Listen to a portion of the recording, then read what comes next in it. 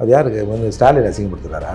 என்ன பிரச்சனை அவருக்கும் ஸ்டாலினுக்கும்? அவர் ஏதோ ஆஸ்பத்திரியில் இருக்கிற அது இதுன்னு ஒரு நாடகம் போட்டுருந்தாரு. அந்த நேரத்தில் கருப்பு கொடி காட்டுறாரம்மா. நானே வெள்ளை படங்களை காட்டுறேன், நானே வெள்ளை கொடி எடுத்துகிட்டு போகிறேன். ஓயா நாங்களாம் கருப்பை விட்டு எவ்வளோ நாள் ஆகுது அப்படின்னு ஸ்டாலின் சொல்லி நிறுத்துவார். சார் நான் எங்கள் அம்மாவை நல்ல அம்மா எங்கள் அம்மான்றேன். இல்லை உங்களுக்கு என்னையா வந்தது? இல்லை எங்கள் அம்மா நல்ல அம்மா, மற்றவங்கெல்லாம் ஒரு மாதிரியான அம்மா அப்படின்னு சொன்னால் அதில் ஒரு இவங்களுக்கு சந்தோஷம். ஏய் சூப்பர்ரா. இந்த மாதிரி தெரியாத பசங்களுக்கெல்லாம் பெண்கள்லாம் தே ஆர் வீக்கர் செக்ஸ், அவர்கள் அதில் பலவீனமானவர்கள், தட்டினா தூக்கிடலாம் அப்படின்னு எங்கள் பசங்களுக்கு இல்லை மற்ற பசங்களுக்கு சொல்லித்தராங்க. இது எப்படி சரியாக இருக்கும்? எவ்வளோதான் மோடியை பேசுறது, எவ்வளோதான் பிஜேபி பேசுறது. இப்போ பிஜேபி மோடின்னு பேசினா பேச இவங்களாம் சனாதனவாதி, சனாதனம்னா இதுதான் அப்படின்னு என்னத்தையாவது பேசிங்க இருப்போம் அப்படின்றது தான் அது. வேலையை பாரு, ஏன் அந்த ஆள் பின்னாடி ஓடுனுக்குற? இல்லைங்க அரசியலாக தானேங்க நம்ம சொல்கிறோம். இந்த சமூகத்தை வந்து அவர் தவறா பண்ணால் நீ சரியாக பண்ணிட்டு போய்யா? இல்லைங்க பல இடங்களில் வந்து இன்னொரு இயக்கம் சேரிக்குள்ளே என்றாவது இவங்களை தடுக்கிறதால தாங்க போக முடியல. அதால் இந்த இமேஜை வந்து இந்த தவறான இமேஜை தொட தெரியாமல் இன்னொரு இயக்கம் தமிழகத்தில் வளரவே முடியாதுங்க. அந்த ஆள் தான் நமக்கு எதிரியே விடுதலை சிறுத்தைக்கு யாருன்னா, இந்த திருமாவளவனுக்கு யாருன்னா ரெட்டமலை சீனிவாசன் தான். அந்த ஆள் தான் அந்த பறையங்கிறேன்னு சொல்லிட்டான். திட்டக்குடியில் போலீஸ் பர்மிஷன் கேட்டிருக்காங்க. டேய் நடத்த விட்றாதீங்கண்ணா, ஏன் ஊர்றாது? திட்டக்குடி என்பது எங்கள் கோட்டைன்னு நான் பல இடத்துல பேசியிருக்கேன். அந்த கோட்டையில் ஒரு ஓட்டையை போட்டிருப்பாருங்க அப்படின்னு உடனே இவங்க போய் என் பேரில் சிதம்பரத்தில் ஒரு கம்ப்ளைண்ட் கொடுக்குறாங்க. என்ன இந்த போலீஸுக்கு எத்தனை முறை நீதிமன்றங்கள் கொட்டு வைத்தாலும் இவர்கள் சட்டத்தின்பால் இயங்க மறுக்கிறார்கள். அவர்களை இயங்க விட இவர்கள் மறுக்கிறார்கள். போலீஸ் ஒழுங்காக தான் அது வேலையை செய்யும். கொஞ்சம் பேர் இருப்பாங்க. இவங்க திரும்ப சார் சட்ட ஒழுங்கு பிரச்சனை மெயின்டைன் பண்ணுறது தான் போலீஸ்னால் என்ன தெரியும்ல அப்படின்னு நீதிமன்றம் பலமாக ஓங்கி கொட்டுகளை வைத்தது.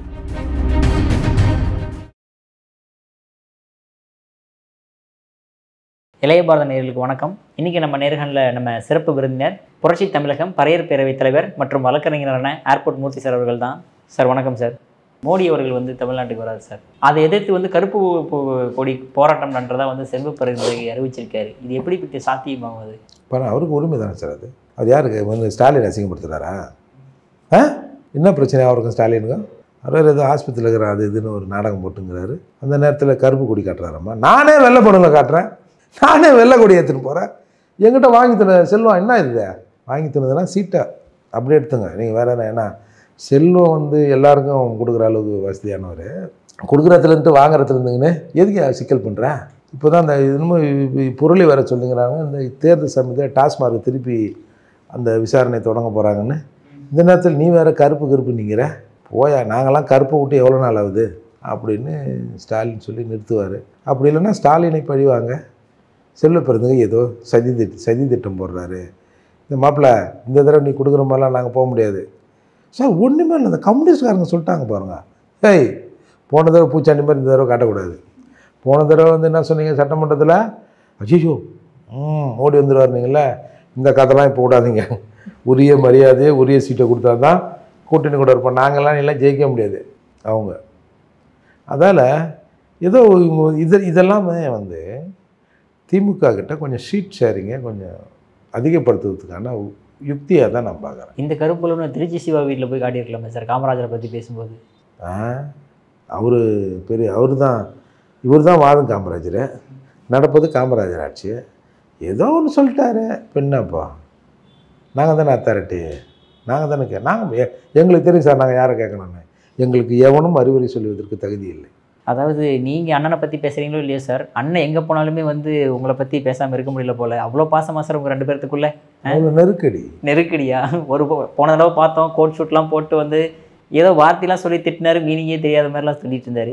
இப்போ பார்த்தீங்க அப்படின்னா உங்களுடைய கொள்கையே கையில் எடுத்து இதெல்லாம் வந்து பார்ப்பனை அடிமை கொள்கை, சனாதனத்துக்கு உறுதுணையாக இருக்கக்கூடிய கொள்கை அப்படின்றாரு சார். அது எதுக்குன்னா உறுதுணையாக இருக்கட்டும் அடிமையாக இருக்கட்டும், அது எனக்கு பிரச்சனை இல்லை.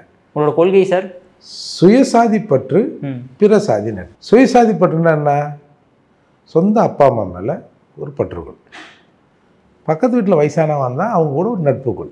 இது சாதாரண பசங்களுக்கு கூட புரியுது இல்லை. ஏன் உங்களுக்கு புரியல? உங்களுக்கு புரியும்.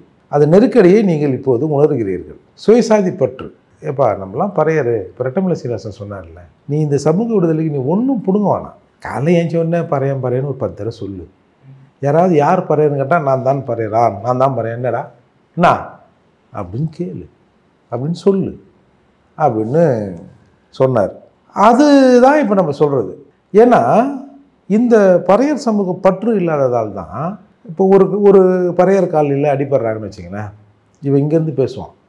அந்த காலனி சின்ன காலனி, 50 வீடு, 5000 வீடு, எங்கள் பெரிய தலைக்கட்டு எங்கள் காலனி, ஏதோ அங்கே வந்து அடிக்க சொல்ல டேய் கேட்பான், இங்கே வந்து கை வைக்க சொல்ல. இங்கெல்லாம் நமக்கு அடக்கம் எல்லாரும்.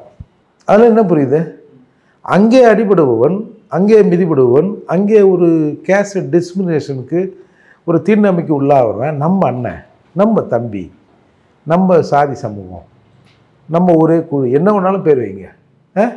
அந்த எண்ணம் உனக்கு இருந்தால், 5000 வீடு இங்கே இருக்கிறோம், 50 வீடு இருக்குன்னு நம்ம அண்ணன் தம்பி அடிச்சானோடா, நம்ம போய் திருப்பி அடிக்குவானா? இதற்கான ஒரு வலுவான எதிர்ப்பையாவது தெரிவிக்கணும். அவன் பக்கம் நான் நிற்கிறேன் சொல்கிறீங்களே, என்னது பாதிக்கப்பட்டோர் நிற்பது தான் நியாயம், அதுதான் சனாதனத்திற்கு, இந்த கரும இந்த வார்த்தை கூட வாயில வர மாட்டேங்குது, சனாதனத்திற்கு எதிரான போக்குன்றீங்கள. அப்போது ஒரு 50 வீடு அடிப்பட்டா 5000 வீடு எங்கள் ஏரியாவில் வந்து கை வச்சுருவாங்களா அப்படின்றான்ல. அப்போ அவனுக்கு அந்த உண்மையில் அந்த பற்று இருந்தால் இந்த சமூகம் முன்னேறும். இல்லை நான் தனியால் இல்லை, நான் 50 வீடு இல்லை, என்னை தொட்டினா 5000 வீடு, 5000 வீடு கொண்ட காலனி பக்கத்தில் இருக்குது அப்படின்போது அவனும் ஒரு தெம்பாக இருப்பான்ல. அதுக்காக தான் சார் சுயசாதி பற்று. சார் நான் எங்கள் அம்மாவை நல்ல அம்மா எங்கள் அம்மான்றேன். இல்லை உங்களுக்கு என்னையா வந்தது? இல்லை எங்கள் அம்மா நல்லம்மா, மற்றவங்கெல்லாம் ஒரு மாதிரியான அம்மா அப்படின்னு சொன்னால் அதில் ஒரு இவங்களுக்கு சந்தோஷம். சூப்பர்ரா இவனுக்கு பற்றியா, யார் இவனுலாம் நம்ம அம்மா ஒரு மாதிரின்னு சொல்லிட்டானுவா அப்படின்னு இங்கே அந்த அந்த பிரிவு அந்த சண்டைக்குது இல்லை, அது அப்படியே எரிஞ்சிக்கினே தகன்னு எரிஞ்சிக்கினே இருந்தால் இவங்க அப்படியே கூலாக இருப்பாங்க. இது கூலாச்சுன்னா இவங்க எரிய ஆரம்பிக்கிறாங்க. அதோட வெளிப்பாடு தான் வந்து சனாதனம். நான் கூட சார் இந்த சனாதனம்னா நான் ஆரம்பத்திலே சொல்வேன், சனாதனம் எதிர்ப்புன்னு சொல்கிறவனுக்கும் ஸ்கிரிப்ட் இல்லை. நாங்கள் சனாதனத்தை காப்பாற்ற வந்தவங்க அப்படின்னு சொல்கிறவனுக்கும் ஸ்கிரிப்ட் இல்லை. ஏன்னா சனாதனம்னா என்னடா அப்படின்னா நீங்கள் பார்த்துருப்பீங்க, இதே திருமாவளவன் அவர்கள் ஒரு புக்கு வெளியிட்டார், ஏதோ அத்தியாயம் 17 நீங்கள் படிச்சிருக்கீங்களா? படிக்கலையா? நீங்களும் படிக்கலையா? என்ன சார் அதில் வந்துங்க 17 19 ஏதோ 19 21 ஏதோ ஒன்று சொன்னார். அதற்கு எதிராக நாங்கள் ஒன்று பண்ணோம். இந்திய அரசியல் சட்டத்தை அடித்து, இந்திய அரசியல் சட்டம் ஒவ்வொரு குடிமகனுக்கும் என்ன உரிமை கொடுத்துருக்கு, அவனுக்கு என்ன கடமையை கொடுத்துருக்கு, இதை பற்றா இதில் வந்து வைலேட் ஆகும்போது என்ன உரிமையை இந்த அரசு வைலேட் பண்ணுறான், இல்லை இவன் பண்ணுறான், அவன் பண்ணுறான், இந்த நிறுவனம் பண்ணுதுன்னா இதற்கு எதிராக நீதிமன்றத்துக்கு போகலாம்னு உனக்கு ரைட்ஸை அம்பேத்கர் கொடுத்துருக்கு, இதை படி, எவனாவது இது மீறி நடந்தான்னா நாம் வந்து பார்த்துக்கலாம் அப்படின்னு நாங்கள் ஒரு விழிப்புணர்வை ஏற்படுத்தினோம். அவங்க என்ன பண்ணாங்கன்னா, ஏதோ இந்த அதாவது அந்த கண்டென்ட்டோட சாராம்சம், லேடிஸ்னால் எப்பயுமே அதுங்க உஷாராக வர மாதிரியே இருக்கும், பெண்கள் எப்பொழுதுமே இன்னும் டக்குன்னு கேமராமேன் தலையை தூக்கி பார்க்குறான் பாருங்க, இந்த மாதிரி தெரியாத பசங்களுக்கெல்லாம் கும்பலைனா ஈஸியாக உஷார் பண்ணிடலாம், அதில் தட்டினா போதும். ஒரு பெண் அவளுக்கு ஆணுன்னு ஒருத்தர் தான் போதும். அதுக்கு என்ன அர்த்தம் சார்? அது நம்ம வெளிப்படையாக சொன்னால் கொச்சையாக இருக்கும். ஒரு பெண் ஒரு நல்ல ஸ்டேட்டஸில் ஒரு காலேஜ் படிக்கிற புள்ள நல்ல மாஸ்டர் டிகிரி பண்ணுது. அந்த புள்ள குறைஞ்சபட்சம் ஒரு டிகிரி படித்தவன், இல்லை நம்மள மாதிரி மாஸ்டர் டிகிரி படித்தவன் தான் நமக்கு வந்து ஒரு நமக்கேற்ற ஆண்மகனாக இருப்பான்னு அந்த புள்ள நினைக்காது. சும்மா அது இருந்தால் போதும். ஆணுன்னு ஒருத்தர் இருந்தால் பொம்பளை விழுந்துருவான். இதுதான் சார். பெண்கள் எப்பொழுதுமே இன்பம் துவைக்கிற மனநிலையிலே இருப்பார்கள். அதால் அவங்கள நம்ம உஷாராக பார்த்துக்கணும். பெண்கள் திருமணத்துக்கு முன்பு அண்ணன் தம்பி பார்த்துக்கணும். அந்த பூ பெய்துகிற வயது வருகிற போது கட்டி கொடுத்துடணும். கட்டி கொடுத்தோடனே கணவன் வீட்டு முன்னாடி அந்த பெண் வந்து பூ பெய்தால்னா அவளோட கன்னித்தன்மை உள்ளதாக அர்த்தம். அதால் எப்பொழுதுமே இன்பத்தில் நாட்டம் கொண்டு இருக்கிற இந்த பெண்களை உஷாராக பார்த்துக்கணும் அப்படின்னு அங்கே இருந்து தான் அதை அச்சு இப்போ கொடுக்குறானோ சார். வெட்டி பார்த்தா தெரியா கேமராமேனு டக்குன்னு உஷாராயிடணுன்னே. இது ஒரு பொது வெளிக்கு என்ன சொல்ல வராங்க, பெண்கள்லாம் தே ஆர் வீக்கர் செக்ஸ், அவர்கள் அதில் பலவீனமானவர்கள், தட்டினா தூக்கிடலாம், அப்படின்னு எங்கள் பசங்களுக்கு இல்லை மற்ற பசங்களுக்கு சொல்லித்தராங்க. இது எப்படி சரியாக இருக்கும்? நீங்கள் இந்த ஒரு காலத்தில் இதெல்லாம் எழுதுனதா சொன்னாங்கல்ல இந்த ஐயரா சனாதனமா? அவங்கக்கிட்ட எடுத்துன்னு போய் அவங்க வீட்டம்மாக்கிட்ட வீட்டில் இருக்கிற பொம்பளைக்கிட்ட கொடுத்து, பாரு உங்கள் அத்திம்பேருக்கு முன்னாடி எழுதியிருக்காருன்னா செருப்பு கட்டி அடிப்பான் நாயை. அந்த காலத்தில் எல்லாம் வரைமுறை இல்லாமல் போயிருந்தாங்க மனுஷனை. இப்போ வந்து கூப்பிட்றியா அப்படின்னு செருப்பு கட்டி அடிக்க மாட்டான் சார். அப்படி இவர்களுக்கு சனாதன பேய் பிடிச்சிட்டு என்ன தான் பேசுறது, எவ்வளோ தான் மோடியை பேசுறது, எவ்வளோ தான் பிஜேபி பேசுறது. இப்போ பிஜேபி மோடின்னு பேசுனா பேச இவங்களாம் சனாதனவாதி, சனாதனம்னா இதுதான் அப்படின்னு என்னத்தையாவது பேசின்னு இருப்போம் அப்படின்றது தான் அது.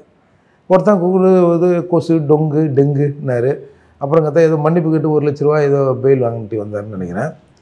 அதில் இவருக்கு ஒரு வருத்தம், என்னடா இம்மா நாளாக நான் காட்டு கத்தினிக்கிறேன், ஒரு பையன் நம்மளை கண்டுக்கல, இது தம்மா தூண்டு இது 2-3 படத்தை நடிச்சிட்டு வந்து சனாதனா டங்குன்னுச்சு, எப்போ டங்குன்னு ஆடுறானுவோ, இந்தியா ஃபுல்லாக கேஸ் ஆகி போச்சு, சே வர்றான் நம்மளை பாடுறா இப்படி ஒதுக்கி வைக்கிறானுவோ அப்படின்னு ஒரு வருத்தம். அதால் சனாதனம்னா என்னென்னவோ சொல்லி பார்த்தாரு. சனாதனத்துக்கிட்ட இருந்துங்கன்னு திமுக என்ற ஒரு பெரிய திராவிட சனாதனத்தின் பக்கத்தில் நின்று கொண்டு அது இருக்குது பார் 5 கண்ணு, இது இருக்குது பார் ஆரிய சனாதனம் அப்படின்னு சொல்லி பார்த்தாரு. ஒன்றும் நடக்கலை. சும்மா அப்படின்னு எல்லாரும் சொல்லிட்டாங்கல்ல. இப்போது சுயசாதி பற்று பிறசாதி நட்பு அதான்டா சனாதனம். எங்கே வந்து நின்றுச்சு பாருங்க சார். ஆக்சுவலி அதாவது நான் கூட வேடிக்கை சொன்னேன், ஏன்பா நான் தான் அவர் என்ன பண்ணுறாரு, அவர் பேசுகிற அரசியலில் என்ன தப்பு இருக்குது அப்படின்னு நான் பாட்டு அவர் பின்னாடி ஓடிந்தேன். நிறைய பேர் சொன்னேன், யோ வேலையை பாரு, ஏன் அந்த ஆள் பின்னாடி ஓடுனுக்கிறேன். இல்லைங்க அரசியலாக தானேங்க நம்ம சொல்கிறோம், இந்த சமூகத்தை வந்து அவர் தவறாக பண்ணால் நீ சரியாக பண்ணிட்டு போய்யா. இல்லைங்க பல இடங்களில் வந்து இன்னொரு இயக்கம் சேரிக்குள்ளே என்ட்ராகிறதே இவங்களை தடுக்கிறதால தாங்க போக முடியல. அதால் இந்த இமேஜை வந்து இந்த தவறான இமேஜை துடை தெரியாமல் இன்னொரு இயக்கம் தமிழகத்தில் வளரவே முடியாதுங்க, அதால் தாங்க நான் சொல்லுங்கிறேன். அப்போல்லாம் நான் அதுக்கு ஒரு சப்பக்கட்டு கட்டுவேன்னு வச்சிங்களேன். இப்போ என்னடான்னா, அவன் எங்கே போகிறான் பாரு, இந்த வாரம் பெரம்பலூரானே, போங்க கரெக்டாக போங்க. அவன் காலைல கொஞ்சம் லேட்டாக தான் எந்திரிப்பான், ஒரு 10-11 மணிக்கு கிளம்பி மீட்டிங் வருவான், அப்படி இப்படி ஒரு 12 மணிக்கு மண்டபத்துக்கு வந்துடுவான். கடையும் நம்ம தலைவர் 12 மணிக்கு கரெக்டாக திறப்பார், நல்லா நிறக்க சாப்பிடுங்க. ஒரு 12:30 மணிக்கு மீட்டிங் ஆரம்பிக்கும், அப்பயே போயிடுங்க. இந்த கொடிக்கெல்லாம் கீச்சு போட்டுருங்க. இல்லைங்க அதில் ரெட்டமலை சீனிவாஸ், யாராக இருந்தால் என்னையா, அவன் தான் நமக்கு எதிரி. இந்த ரெட்டமலை சீனிவாஸ் அங்கேதான் இருப்பார், நான் இருக்கிறாருன்னா அவர் என்ன மாதிரி சொல்லியிருப்பான்னு நீங்கள் யோசித்துங்க. அந்த ஆள் தான் நமக்கு எதிரியே விடுதலை சிறுத்தைக்கு யாருன்னா, இந்த திருமாவளவனுக்கு யாருன்னா ரெட்டமலை சீனிவாசன் தான். அந்த ஆள் தான் அந்த பறையங்கிறேன்னு சொல்லிட்டான். இன்றைக்கி பறையன்னு சொல்கிறதெல்லாம் அந்த ஆள் போட்டோவை தான் வச்சுருக்கான். எவனை கட்டலை, நாங்கள் ரெட்டமலை சீனிவாசன் பேரண்டா, என்னடா பறையண்டா, நான் எங்கள் தாத்தா சொல்ல சொன்னார்ரா, ஆமாம் நான் பறையந்தான் பெண்ணா, ஆமாடா பறையந்தான்டா அப்படின்னு அந்த ரெட்டமலை சீனிவாசன் வச்சுருந்தாண்டா இவங்கெல்லாம் ஆடுறாங்க. கீடா அவனை அப்படின்னு அந்த கோழியெல்லாம் கீச்சு போட்டாங்க. அடுத்து எங்கடா நீங்கள் கீச்சு போட்டிங்களா, நம்ம கீச்சு போட்டோமா, அதுக்கப்புறம் மீட்டிங் தொடங்கிச்சா 12:15 அவன் திமிரு பாருண்ணே. இவ்வளோ பிரச்சனை நடக்குது, 2 மணிக்கு தானே அவன் வந்து 1:30 மணிக்கு பேச ஆரம்பிக்கிறானே. 12:15 நம்ம பிரச்சனை பண்ணுறோம், 12:30 வரைக்கும் பிரச்சனை நடக்குது. அதுக்கப்புறம் ஒவ்வொருத்தராக பேச விட்டு திமிரு தெனாவிட்டு மெட்ராஸ்காரன்ல அந்த பாஷையில் வேறு பேசுகிறானே. ஒக்காளி நாங்கள் பார்த்துக்குறேண்ணே, அவன் மெட்ராஸ் பாஷையில் கண்ணாமண்ணான்னு பேசுகிறான். கேட்டால் ஆமாம் கோவத்தில் பேசுனேன், என்னோடய கலெக்டிவ் லாங்குவேஜ் அது, நான் எனக்கு ஒன்றும் அது தப்புன்னு தெரியலையா அப்படின்றான். பேசிட்டு 3 மணிக்கு இறங்கினானே. இருக்கட்டண்ணே, அடுத்த தடவை எங்கப்பா, ஏன்னா திட்டக்கூடியானே, நீங்கள் நம்ம வந்து மண்டபத்தில் அடித்தோம்ல, என் மேலே தானே கை வைக்கிறேன், சிதம்பரம் வரேன், மதுரை வரேன், அங்கே வரேன், இங்கே வரேன்னு கதை விட்டான்ல, மேடையில் பேசினான்ல. ஏன்னா பொசுக்குன்னு உங்கள் ஊர் பக்கத்தில் திட்டக்குடிக்கு வந்துட்டானே. திட்டக்குடியில் போலீஸ் பர்மிஷன் கேட்டிருக்கான். டேய் நடத்த விட்றாதீங்கண்ணா, என் ஊர்ரா அது, திட்டக்குடி என்பது எங்கள் கோட்டைன்னு நான் பல இடத்துல பேசியிருக்கேன், அந்த கோட்டையில் ஒரு ஓட்டையை போட்டிருப்பாருங்க அப்படின்னு இவங்க போய் என் பேரில் சிதம்பரத்தில் ஒரு கம்ப்ளைண்ட் கொடுக்குறாங்க. இந்த மாதிரி எழுச்சி தமிழரை ஒருமையில் திட்டியதாக. ஒருமையில் திருமாவளவன் இன்னும் வருதுல்ல, அதில் என்ன சொல்லுதாப்பா, திருமாவளவர் அப்படி பேசியிருக்கும் பொழுது நான் இயல்பா அண்ணன் தம்பி இப்போ கோத்தாங்கம்மான்னு திரிக்க மாட்டாங்களா, எங்காளுங்க அந்த மாதிரி நான் ஏதோ ஒரு 2 மணி நேரத்தை சொல்லிட்டேன். அது தவறு தானே வச்சிங்களேன். தவறுனா அது ஒன்றும் சட்டப்படி ஒன்றும் பெரிய தவறு இல்லை, அது கலெக்டிவ் லாங்குவேஜ் தான். உடனே போய் சிதம்பரத்தில் போய் ஒரு புகார் கொடுத்துறாங்க, இந்த மாதிரி ஒரு ஒருமையில் பேசிட்டாரு. இந்த நம்ம துப்புக்கட்ட போலீஸுக்குதே என்ன, இந்த போலீஸுக்கு எத்தனை முறை நீதிமன்றங்கள் கொட்டு வைத்தாலும் இவர்கள் சட்டத்தின்பால் இயங்க மறுக்கிறார்கள். அவர்களை இயங்க விட இவர்கள் மறுக்கிறார்கள். போலீஸு ஒழுங்காக தான் அது வேலையை செய்யும். கொஞ்சம் பேர் இருப்பாங்க, யோ என்ன நீ பேசுகிறான் அவன் பேசுகிறான், இன்னும் ரொம்ப யோகியமா அவன் பேச போனால் நீ அப்புறம் பேசு, என்ன பிரச்சனை போ அப்படின்றவங்க போலீஸ்காரங்களும் இருக்கிறாங்களே. இது வந்து ஜனநாயகத்தின் குரல் வழியை போலீஸை வச்சு நெரிக்காத, நாளைக்கு கோர்ட்டு எங்களை தான் திட்டம் ஒன்றும் திட்டாது அப்படின்னு சொல்கிற காவலர்களும் இருக்கத்தான் செய்கிறார்கள். உடனே போலீஸ் வந்து ஏம்பா நீ வந்தீங்கன்னா இங்கே வந்து சட்ட ஒழுங்கு பிரச்சனை வருமா? ஆமாம், நான் வந்து 50-30 வருஷம் நான் நக்சலைட்டு, நான் தலைமறைவாக இருந்து அங்கங்கே குண்டு வச்சுட்டு இப்போ தான் வெளிப்படையாக வந்திருக்கிறேன், நான் குண்டோடு தான் அலைவேன், எப்பயுமே 2 குண்டு என்கிட்ட இருக்கும் அப்படின்ற மாதிரி போலீஸை பெர்மிஷன் டினை பண்ணிட்டாங்க. சரி, அப்புறம் விட்டுற முடியுமா? அதுலேயும் சொல்கிறான், இந்த மாதிரி விசிகா உங்கள் மீது புகார் கொடுத்துருக்கிறார்கள் அப்படி இப்படின்னு சொன்னாங்க. சரி, நான் அதே இடத்துக்கு நீதிமன்றம் போனேன். நம்ம மாண்புமிகு நீதியரசர் வேல்முருகன் அப்பயே நினச்சோம், ஏற்கனவே ஒரு மாதிரியாக பேசுவார், சரி அதுக்குன்னு நம்ம வந்து இவரோட இது மாறுற வரைக்கும் நம்ம வெயிட் பண்ண முடியாதுல்ல, அந்த மாதம் அத்தனை மாதம் சரி போடுவோம், இது ஜனநாயக உரிமை தானே. முதல் நாள் விசாரணைக்கு வந்தது. அப்புறம் கேட்டார், இந்த மாதிரி பிபி வந்திருந்தார், அது கவர்மெண்ட் அட்வொகேட்டு, என்ன பிரச்சனை, ஏன் கூட்டம் போடக்கூடாது? இல்லை சார் இவர் மீது விசாரணை இருக்குது. சரி, என்ன விசாரணை இருக்குது? இல்லை விசாரணை இருக்குதுயா, அதான் என்ன அலிகேஷனில் விசாரணை இருக்குது, என்ன தப்பு பண்ணார் இவர் பெட்டிஷனரு, என்ன கொடு டீட்டெயில் கொடு, அது விசாரணை அறிக்கை கொடு. நீ விசாரணை இருக்குதுன்னா வெளியில் வந்து நீ விசாரணை முடிவு வரைக்கும் அவனு பேசக்கூடாதா? அதால் ஏதோ ஒரு 10 நாள் இன்னும் டைம் கொடுத்து ஒரு அறிக்கையை தாக்கல் பண்ணுங்கன்னார், கவுண்டர் போடுங்கன்னார். அப்புறம் கேஸ் வந்தது. திரும்பவும் முதல் டைம் என்ன சொல்லியிருந்தாங்களோ அதே தான் கொடுத்தாங்க. முதல் டைம் என்ன சொன்னீங்களோ அதை தான் ஆங்கிலத்தில் டைப் பண்ணி கொடுத்துக்கிறீங்க, அது என்ன அலிகேஷனு என்ன குற்றச்சாட்டு தானே கேட்டேன் அப்படின்னாரு. இல்லை சார் இது கலவரம் வரும், வந்து அவர் உயிருக்கு ஆபத்து இருக்குது, அவருக்கு ஒருத்தனுக்கு உயிருக்கு ஆபத்து இருக்குது. உடனே உனக்கு உயிருக்கு ஆபத்து இருக்குது, உன் சாப்பாட்டில் கூட விஷம் வச்சு கொண்டு வாங்க, சாப்பிடாத அப்படின்னு சொல்கிறது எப்படி சரியாக இருக்கும்? யாரால் உயிருக்கு ஆபத்து இருக்குதுன்றீங்களோ அதை விசாரணை பண்ணுங்கள், அதை தடுக்கிறத விட்டுட்டு ஏப்பா நீ சாப்பிடாதப்பா, நீங்கள் வெளியே வந்து அவங்களை அடிச்சிருவாங்க, உங்களுக்கு மேலே தாக்குதல் நடக்கும், நீ வெளியே வராத, வீட்டு வெளியேறு அப்படின்னு சொல்கிறது எப்படியா ஜனநாயக ரீதியாக சரியாக இருக்கும்? இந்திய அரசியலமைப்பு சட்டம் ஒருத்தனை பேசலாம், நடக்கலாம், போகலாம், வரலான்னு சொல்லியிருக்கு. ஒரு அரங்க கூட்டத்துக்கு பர்மிஷனே தேவையில்லைன்னு வேறு அவங்க சொல்கிறாங்க, அதான் சட்டம். ஒரு இன்டிமேட் மட்டும் பண்ணால் போதும். அப்போ நீங்கள் வந்து இன்னமும் வந்து எங்களால் வந்து சட்ட ஒழுங்குன்னா நாங்கள் வந்து ஒருத்தருக்கு பிரச்சனைனா ஒரு வீட்டில் இருந்துட்டு தான் சட்ட ஒழுங்கை காப்பாற்றுறதா? வருவாங்க, ஃப்ரெஷ்ஷாக பெட்டிஷன் கொடுப்பாங்க, அதை ப்ரொசீட் பண்ணுங்கள் அப்படின்னு ஒரு நல்ல தீர்ப்பை கொடுத்தார். இவங்க திரும்ப சார் சட்ட ஒழுங்கு பிரச்சனை, சட்ட ஒழுங்கு பிரச்சனையை மெயின்டைன் பண்ணுறது தான் போலீஸு, போலீஸ்னால் என்ன தெரியும்ல அப்படின்னு நீதிமன்றம் பலமாக ஓங்கி கொட்டுகளை வைத்தது. அப்புறம் பெட்டிஷனை கொடுத்தோம். அப்புறம் இந்த 20ஆம் தேதி நடத்தினோம். நாங்கள் ஒரு 300 பேர் வருவாங்க, அந்த மண்டபம் அவ்வளோதான் கெப்பாசிட்டி அப்படின்னு பார்த்தா கிட்டத்தட்ட 3 மடங்கு கூட்டம் வந்துச்சு. ஏற்பாடு பண்ண எதுவுமே அவங்கள ஃபுல்ஃபில் பண்ண முடியல, அவ்வளவு கூட்டம், அது தெருமுழுக்க கூட்டம், எல்லாம் ஜனங்க வெளியில் உட்காந்துக்குது. அப்புறம் வெளியில் 2 ஸ்பீக்கரை வச்சு அதை இதை போட்டு முடிச்சுட்டு வந்தோம். அப்புறம் நல்லா தான் போலீஸும் சிறப்பாக தான் பண்ணாங்க. அன்றைக்கி ஊரடங்கு உத்தரவு மாதிரி இருந்தது, வெளியில் யாரும் அவனுங்க என்ன ஆனான்னு தெரில. இப்படி தான் சார், இதுக்கே நான் இவ்வளோ டீட்டெயிலாக சொல்கிறேன்னா, நம்ம அவங்கள ஃபாலோ பண்ணது போய் அவங்க நம்மளை ஃபாலோ பண்ணுற கண்டிஷனுக்கு இது அழகா? நான் ஒரு இயக்கவாதி, நான் என்ன வேணாலும் பேசுவேன். நீங்கள் 2 MP 4 MLAக்களை வைத்திருக்கிறீர்கள். ஆனால் அந்த 4 பேர் எங்கே விட்டு வச்சிருக்கீங்கன்னு தெரில. அவன் வேற ஒரு கொள்ளையில் போய் மேய்ஞ்சிருக்கிறானோ, நம்ம வீட்டு மாடு வேற ஒரு கொள்ளையில் போய் மேய்ஞ்சிங்கன்னா அங்கேயே பால் கறந்து அங்கேயே நிற்கிது. அப்படி ஆகிப்போச்சு இவங்க கதை. இப்போ அடுத்து நம்ம எங்கே போட போகிறோம்? விடக்கூடாது. எப்படி அவன் வந்துட்டு போனான்? காரில் தான் வந்தேன், என் காரில் தான் வந்தேன். நைட்டு தொழுதூரில் தங்கினேன். ஸோ அங்கேருந்து பக்கத்துலேருந்து ஒரு 15 கிலோமீட்டர் தான். அப்படியே போய் காலையில் அட்டன் பண்ணிட்டு அப்படியே வந்துட்டேன். Okay sir. சார் உங்கள் அற்புதமான கருத்துக்களை இளைய பாரதியோட பார்த்ததற்கு மிக்க நன்றி சார்.